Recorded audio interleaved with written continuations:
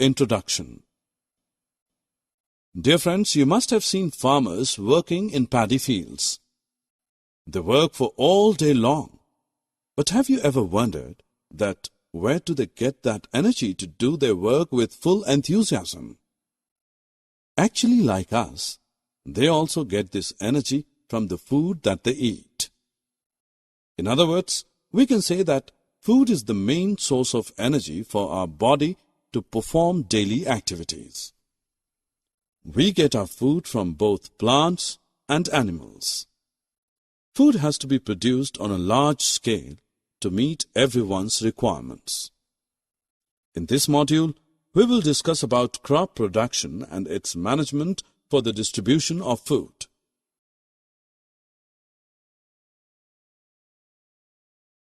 Objectives.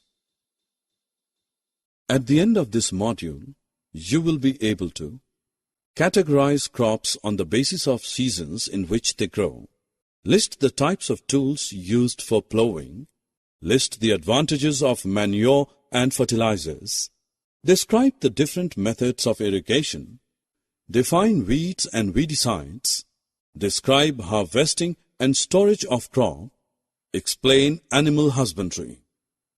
Friends, have you ever looked at a groundnut plant? Can we call it a crop? No, we cannot. Do you know the fact that when same types of plants are grown at a large scale, then it is called a crop? If you wish to grow a pea plant in the hot season, you can't do it. Do you know the reason behind it? In India, crops are broadly classified into two categories on the basis of the season they are grown in. That is, Rabi crops and Kharif crops. Rabi crops are usually grown in the winter season from October to March. Wheat, gram and peas are the examples of Rabi crop. Kharif crops are usually sown in the rainy season, generally from June to September. Paddy, maize, groundnut, etc. are some common examples of Kharif crop. To grow crops, various activities are performed which are known as agricultural practices. Let us know them one by one in detail. Dear friends, do you know that how farmers grow crops in a large field? What is their first requirement? Well, first of all, they prepare the soil for growing the crop. For that, they turn the soil and loosen it. The loosened soil helps in the growth of earthworms and microbes present in the soil. These organisms are also known as farmers' friends. They add humus to the soil. Turning and loosening of soil brings the nutrient-rich soil to the top. These nutrients are then used by the plants. Now look at this farmer. He is plowing the field. As we can see that it is made up of wood, let us see its structure. It contains a strong triangular iron strip called plowshare, and the main part of the plow is a long log of wood called plow shaft. Another tool used in plowing is a hoe. It is used for removing weeds and for loosening the soil. It has a long rod of wood, and this strong, broad and bent plate of iron works like a blade. Most of you must have seen tractors in the farms. Nowadays, plowing is done by tractor-driven cultivator, which saves both labor and time. Once plowing is done, next step is sowing. Before sowing, farmers select good quality seeds to get high yields. Have you ever noticed your mother putting some grains in a vessel and pouring some water to it? What happens after a few minutes? Some seeds start to float. What is the reason behind this? Some damaged seeds float on water because they are hollow and hence lighter. Actually, this is a good method for separating good, healthy seeds from the damaged ones. Now let us see what are the tools used for sowing seeds. Look at this farmer. He has a funnel-shaped tool for sowing seeds. Observe them closely. What is he doing with this tool? Yes, he is filling seeds into the funnel and passing them down through the sharp ends of the pipe to get them seeded in the soil. This is a traditional method and very easy. Nowadays, farmers use modern seed drills for sowing with the help of tractors. I'm sure you are wondering how this seed drill works. It sows the seeds uniformly at proper distance and depth, ensuring that seeds get covered by the soil after sowing. This process also saves a lot of time and labor. Select true or false for each statement. Click on the button to submit your answer.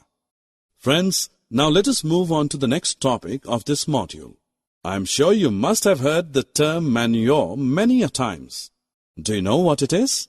Okay, let us see.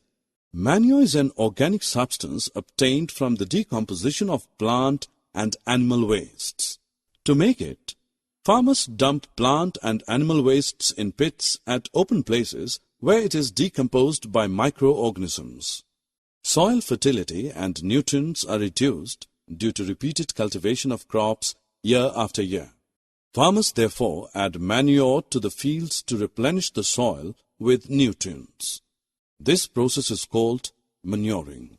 Now let us look at some of the major advantages of organic manure. Manure enhances the water-holding capacity of the soil. It makes the soil porous, due to which exchange of gases become easy. It improves the texture of the soil. It also increases the number of friendly microbes necessary for a healthy crop. Like manure, fertilizers are also used in replenishing the lost nutrients and minerals in the soil. Fertilizers are the chemicals used to add minerals like potassium, phosphorus, and nitrates to the soil. Fertilizers are produced in factories.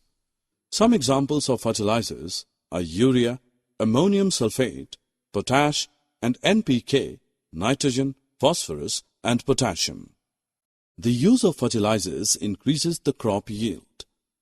However, there are some disadvantages of using fertilizers. Excessive use of fertilizers makes the soil less fertile, and they also have become a source of water pollution. Difference between fertilizers and manures. Till now we have learned about manures and fertilizers and their uses. Now let us move on to know another method of replenishing the soil with nutrients. It is known as crop rotation. Do you know when the cereal crop like rice is grown in the soil, it uses up a lot of nitrogenous salts that if another cereal crop is grown in the same soil, the soil becomes nitrogen deficient. So, by rotation, a leguminous crop should be grown after cereal crop. You will be surprised to know that some bacteria is present in the root nodules of these leguminous plants. These are known as rhizobium bacteria, which fix atmospheric nitrogen to form nitrogen compounds. When these nitrogen compounds go into the soil becomes more fertile. Thus, planting leguminous plant will result in nitrogen-rich soil, and when a cereal is grown in this soil, food grain production increases. Friends, can you tell me that which of the following is not a leguminous plant? Click your option. Friends, as we all know that water is very essential for all living being, but what is its role in the production of crops? Actually, water is essential for crops because germination of seeds cannot take place under dry conditions. Water is absorbed by the plant roots, and along with it, minerals and fertilizers are also absorbed. Hence, watering the crops in the fields is called irrigation.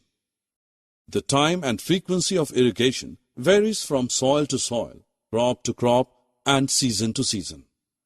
Now the question arises, what are the sources of irrigation? Wells, tube wells, ponds, lakes, rivers, dams, and canals are some of the main sources of water irrigation. Let us now know modern methods of irrigation. A sprinkler system.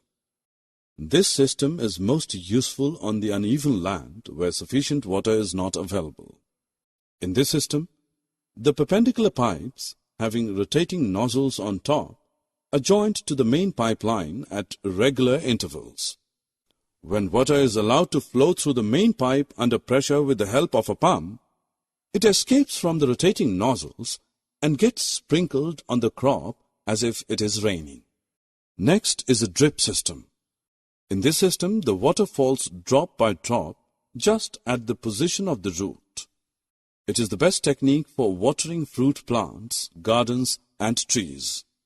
We can see water is not wasted at all, and hence we can say that it is a boon in regions where availability of water is very poor.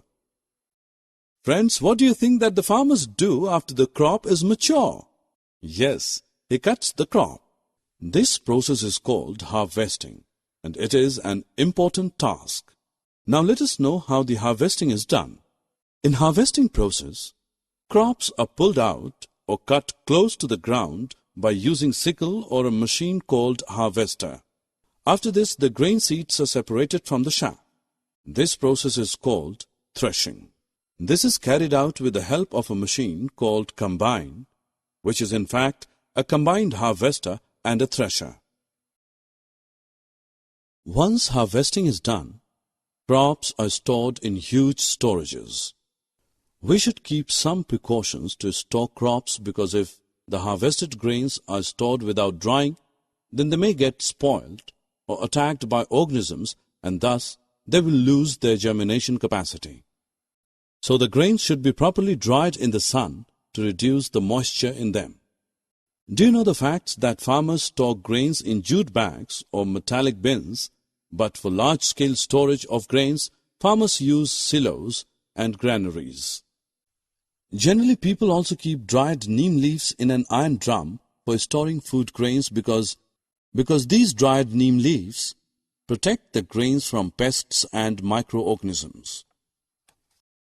Friends, do you know, like plants, animals also provide us with different kinds of food. Many people living in the coastal areas consume fish as a major part of their diet. You will be surprised to know that just like the process of crop production, animals are also reared at home or in farms. They are provided with proper food, shelter, and care so that they provide us healthy food to eat. This process is called animal husbandry. In other words, we can say that animal husbandry means rearing and breeding livestock on a large scale. Now it's time to have some fun. Drag and drop the correct option into the respective box. Summary. Now friends, let us summarize what we have learned so far. In India, crops can be broadly categorized into two types based on seasons they are grown in: Rabi and Kharif. Supply of water to crops at appropriate intervals is called irrigation. Harvesting is the cutting of the mature crop manually or by machines. Separation of the grains from the chaff is called threshing. Proper storage of grains is necessary to protect them from pests and microorganisms. Animal husbandry